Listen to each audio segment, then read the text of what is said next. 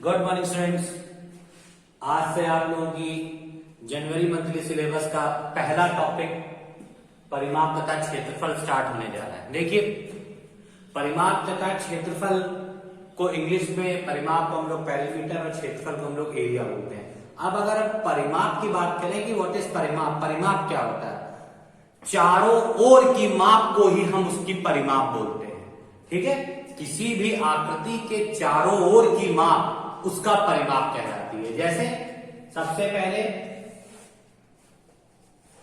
आयत का परिमाप,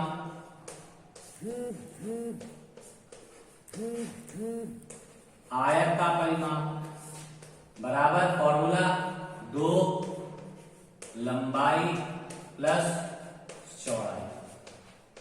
अब 2 लंबाई प्लस चौड़ाई क्यों हो गई? देखिए, ये आकृति आयत की होती है, ए बी सी और ये बी, ये है हमारा आयत।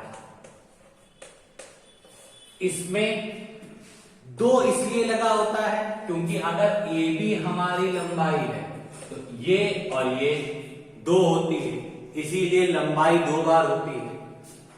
और एडी अगर हमारी चौड़ाई है तो ये और ये दोनों भुजाएं 2 बार होती है, इसीलिए हम इसको 2 लंबाई 2 चौड़ाई होने के वजह से 2 को बाहर लिख देते हैं, अंदर लंबाई प्लस चौड़ाई लिख देते हैं।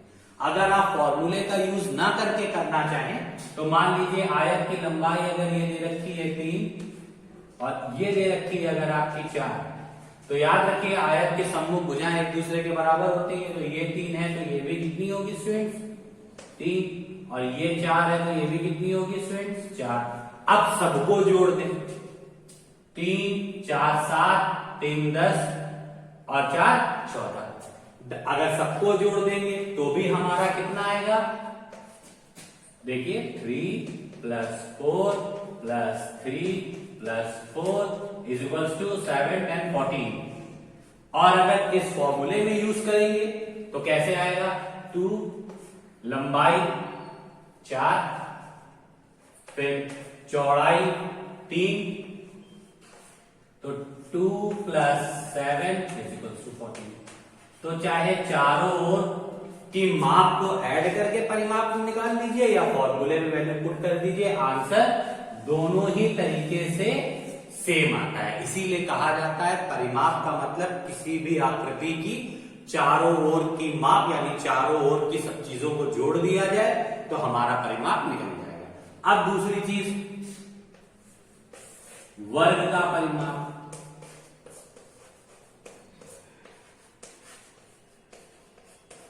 वर्ग का परिमाप फॉर्मूला क्या होता है? 4 गुणे भुजा। अब वर्ग की आकृति कैसी होती है? ये है हमारा वर्ग। ठीक है, चारों भुजाएं एक दूसरे के लगभग बराबर दिख रही है, तो ए बी सी और डी, ये भुजा ये भुजा ये भुजा ये भुजा, सारी भुजाएं एक दूसरे के बराबर है, इसीलिए ये आकृति कैसी हो गई? वर्ग। अब इसमें मान लीजिए इस भाग की लंबाई दे रखी है 2 सेंटीमीटर, इसकी सारी भुजाएं आपस में बराबर होती हैं, तो ये भी कितना आएगा?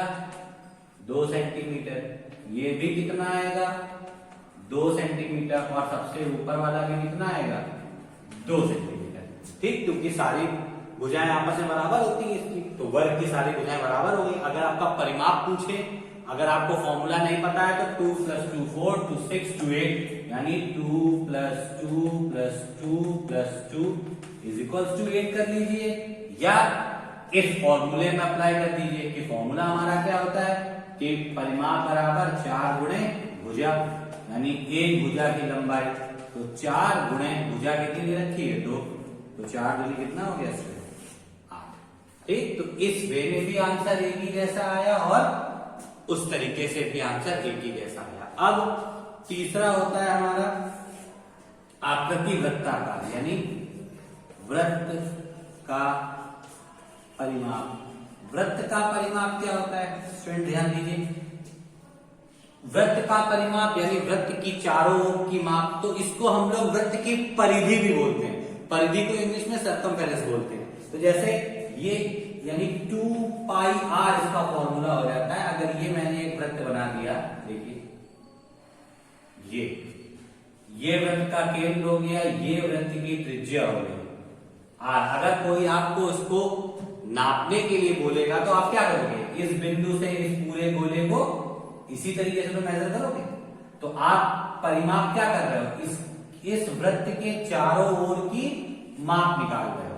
तो अगर वृत्ताकार आकृति है तो वृत्त का परिमाप ये हो जाता है। इसको परिमाप या परिधि के नाम से भी जानते हैं। इसको भी आप लोगों को याद रखना है कि वृत्त का परिमाप ही उसकी परिधि होती है, जिसका फॉर्मूला 2 पाई आर।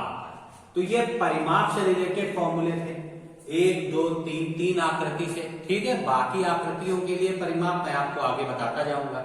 अभी आपके पास 3 आकृति हैं, 3 आकृति के परिमाप से रिलेटेड फॉर्मूले हैं। अब आपने परिमाप समझ लिया।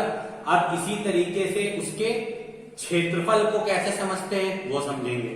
फिलहाल आप अभी परिमाप के वृत्त का परिमाप ये, वर्ग का परिमाप ये, आयत का परिमाप ये मेन फॉर्मूले जो मैं ब्रैकेट में बंद कर दे रहा हूं, आप इसको अपनी कॉपी में नोट कर लीजिए और मैंने निकालने के तरीके आपको समझा दिए। अब मैं आपको क्षेत्रफल बताने जाऊंगा कि क्षेत्रफल कैसे निकालें। आप इसको नोट कर लीजिए।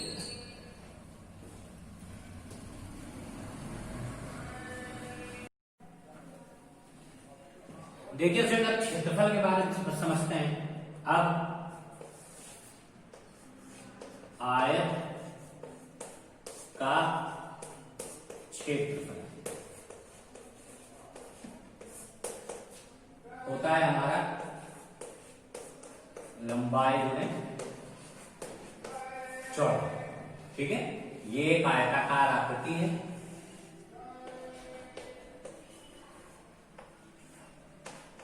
इसकी लंबाई और चौड़ाई का आपस में गुणा कर देंगे तो उसका क्षेत्रफल निकल आता है। और हमेशा याद रखिएगा, क्षेत्रफल वर्ग मीटर या वर्ग सेंटीमीटर में निकलता है। इसमें वर्ग मीटर या वर्ग सेंटीमीटर।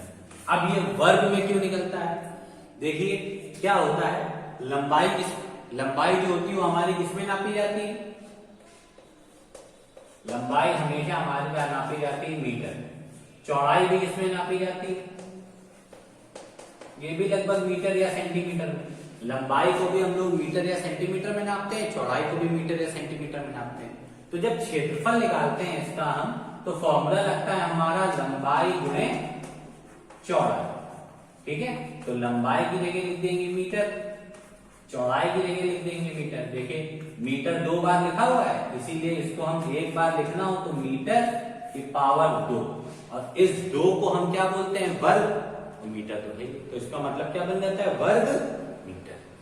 ठीक है, क्योंकि हमने पढ़ा है आधार समान हो तो घातें जुड़ जाती है।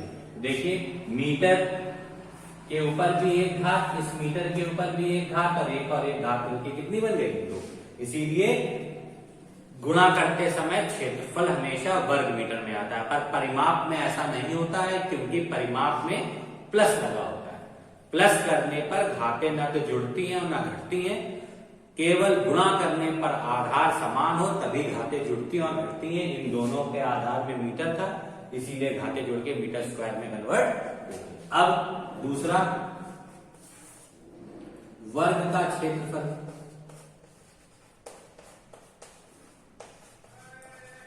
वर्ग का क्षेत्रफल क्या होता है स्टूडेंट्स, याद रखिए, वर्ग का क्षेत्रफल होता है भुजा गुणे भुजा। इसको हम लोग भुजा स्क्वायर के नाम से भी जानते हैं। कैसे, ये देखिए, ये एक वर्गाकार आकृति हो गई, ये बी सी डी। अब इसमें किन्हीं 2 भुजाओं का आपस में गुणा कर लेंगे तो क्षेत्रफल निकल जाएगा, क्योंकि सारी भुजाएं इसमें एक दूसरे के बराबर होती हैं। तो किन्हीं 2 भुजाओं का अगर गुणा कर लेते हैं तो क्षेत्रफल निकल आता है। इसलिए भी क्षेत्रफल वर्ग में निकलता है। वजह क्या होती है, भुजा की घात 2। अगर आपको भुजा गुणे भुजा लिखनी है तो भुजा की लंबाई भी मीटर में ली जाती है, तो मीटर इंटू मीटर लिखेंगे तो यहाँ पे भी मीटर स्क्वायर। नंबर 3, वृत्त का क्षेत्रफल। वृत्त के क्षेत्रफल का फॉर्मूला होता है पाई आर स्क्वायर। ठीक है, जहां ये वृत्ताकार आकृति बन गई, जहां आर केंद्र से वृत्त को स्पर्श करने वाली रेखा को हम त्रिज्या के नाम से जानते हैं, ये त्रिज्या हो गई, और ये होता है पाई। पाई का मान होता है हमारा 22/7।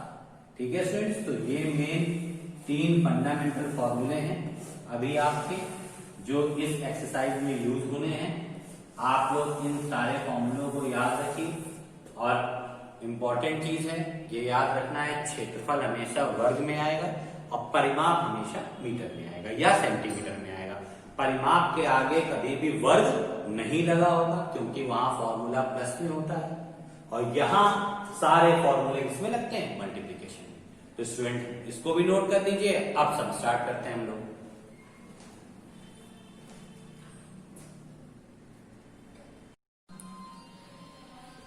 देखिए स्टूडेंट, एक आयत की लंबाई तथा चौड़ाई निम्न हो तो आयत का परिमाप तथा क्षेत्रफल ज्ञात कीजिए। ये आयत की लंबाई दे रखी है और ये चौड़ाई दे रखी है, तो सबसे पहले ये आयत बना लीजिए। ये देखिए हमने आयताकार आकृति बना ली, इसका नाम लिख दीजिए। लंबाई इसकी 400 मीटर दे रखी है, ये हमारी 400 मीटर हो गई। चौड़ाई इसकी 80 मीटर दे रखी है, ये हमारी 80 मीटर हो गई। देखिए आयत का परिमाप, फॉर्मूला लगाइए, 2 लंबाई मतलब L, चौड़ाई मतलब B, इंग्लिश में लेंथ और B मीन्स ब्रेथ। ठीक है, लेंथ और ब्रेथ दे रखी है इसकी। 2 लिखिए, लेंथ लंबाई दे रखी है हमारी 400 मीटर, तो ये 400, चौड़ाई हमारी दे रखी है 80 मीटर, तो ये 80। अब देखिए 280 ऐड कर दीजिए, 480 आ गया, और मल्टीप्लाई कर दीजिए 960 मीटर। देखिए ये परिमाप था, इसलिए ये हमारा किसमें आया स्टूडेंट्स, मीटर में आया, क्योंकि इसमें लंबाई और चौड़ाई आपस में जुड़ रही थी, और जोड़ने पर आधार समान हो या ना हो, घातों में कोई फर्क नहीं पड़ता है। अब इसका क्षेत्रफल पूछ रहा है, तो आयत का क्षेत्रफल, आयत के क्षेत्रफल का फॉर्मूला क्या होता है, लंबाई गुणे चौड़ाई। देखिए इसकी लंबाई दे रखी है 400 मीटर, अब हम यहाँ पे मात्रक सहित लिख दे रहे हैं, इससे आपको दिक्कत ना हो, इंटू चौड़ाई दे रखी है 80 मीटर। देखिए मैंने इसमें मात्रक सहित लिख दिया, तो मल्टीप्लाई कर दीजिए, आ गया 32,000। अब देखिए मीटर इंटू मीटर है, मीटर 2 बार लिखा है और आपस में गुणा हो रहा है, तो यहां मीटर स्क्वायर आ गया, या इसको 32,000 वर्ग मीटर लिख सकते हैं। चाहे ये आंसर लिख दीजिए, चाहे यहां पे क्या था, अगर हम मीटर मीटर लिखते तो इन दोनों के बीच किसका साइन था, प्लस का। प्लस के साइन में घातें कभी भी जुड़ती हैं ना ही घटती हैं, तो सेम रहती, इसलिए मीटर रहा। पर यहाँ पे देखिए मीटर मीटर 2 बार हो गया, तो पावर करने पर मीटर स्क्वायर आ गया, इसको हम लोग वर्ग मीटर भी बोलते हैं। तो स्टूडेंट आज मैं केवल एक इंट्रो दे रहा था आपको, और केवल पहला ही सम बताया, बहुत इजी है, इसी टाइप के सम्स हैं। आगे की एक्सरसाइज धीरे धीरे टफ हो जाएगी, बट स्टार्टिंग में एक्सरसाइज को इनिशिएट किया जाता है, इसलिए सम इजी हैं। आप लोग ध्यान से समझिएगा और आपको इजीली हर चीजें समझ में आ जाएंगी। और इसको भी जनवरी मंथली वर्क डाल के अपनी कॉपी में कर लीजिएगा, क्योंकि अब 3 दिन बाद आप लोगों के एग्जाम है, तो ज्यादा बताया नहीं जा रहा है, जिससे आप लोगों के एग्जाम प्रिपरेशन में कोई प्रॉब्लम ना हो। ओके स्टूडेंट्स, इतना कर लीजिए, जो भी ना समझ में आए मैसेज या कॉल के थ्रू पूछिए। Now thank you and have a nice day.